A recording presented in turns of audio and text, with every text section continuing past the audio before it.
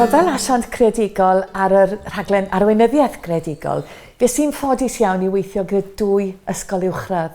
Un o flaenoriaethau'r ysgol oedd gwella cyrhaeddiad y plant pryder bwyd am ddim yn yr ysgol a'r plant sydd ddim yn cael pryder bwyd am ddim, ac felly roedden nhw am ddatblygu metacognition, meta-gydnabyddiaeth, meta-adnabyddiaeth yn yr ysgol.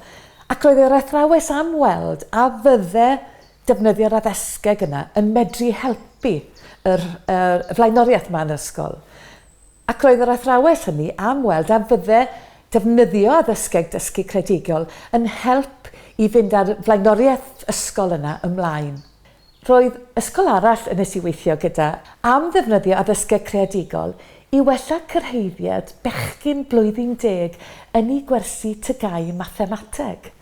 Roedd yr ysgol wedi sylwi bod cyrhaeddiad merched yn uwch na bechgyn, ac felly yn holi hynny beth gallwn ni wneud i drio dod ar lefelau yna yn fwy cyfartal mewn gwirionedd. Ac felly dyna'r dasg roedd yr athrawes iddi hi ei hunan oedd gweld a fydde dysgu creadigol yn medru lleihau'r gwahaniaeth yna. Beth nath y 2 ysgol nes i weithio gyda benderfynu bod nhw am ddefnyddio yr arferion creadigol y meddwl, y 5 arfer creadigol y meddwl, i ddwyn y maen i'r wal. Y gyntaf, drwy weithio ar yr arferion hynny gyda staff yr ysgol i ddod y dull gwahanol o gyflwyno gwersi yn yr ysgol. Felly, llond y lle o athrawon yr ysgol yn ymwneud â'r arferion creadigol y meddwl, ac gweld sut gallen nhw newid gwersi a chyflwyniad gwersi yn yr ysgol i wneud hynny. Ac athrawes arall o'r rhaglen Arweinyddiaeth Greadigol am cyflwyno'r 5 arfer creadigol y meddwl gyda'i dosbarth o fechgyn blwyddyn 10 a'i astudiaethau mathemateg. Gyda hi, oedd rhaid i nhw ddeall beth oedd yr arferion creadigol y meddwl i gychwyn, ac yna penderfynu sut i'w cymhwyso nhw ar gyfer i dysgu mathemateg. Dwi'n cofio'r cyfarfod cyntaf gyda'r 2 athrawes, ac o'n nhwydda fel finne yn teimlo chydig yn nerfus ynglyn â dechrau ar yr Arweinyddiaeth Greadigol yma.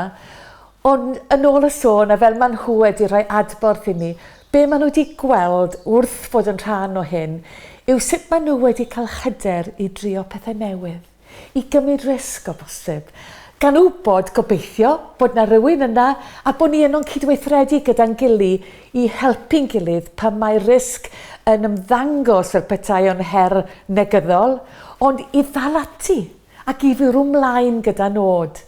Be maen nhw wedi ddysgu drwy hyn yw dilyn i greddf, credu yn yr hyn maen nhw moyn wneud, bod yn barod i wneud pethau newydd, a bod yn barod i gydweithredu gydag eraill, gan sylweddoli bod egni pobl eraill yn gallu cyfrannu at hunan hyder a datblygiad yn y maes.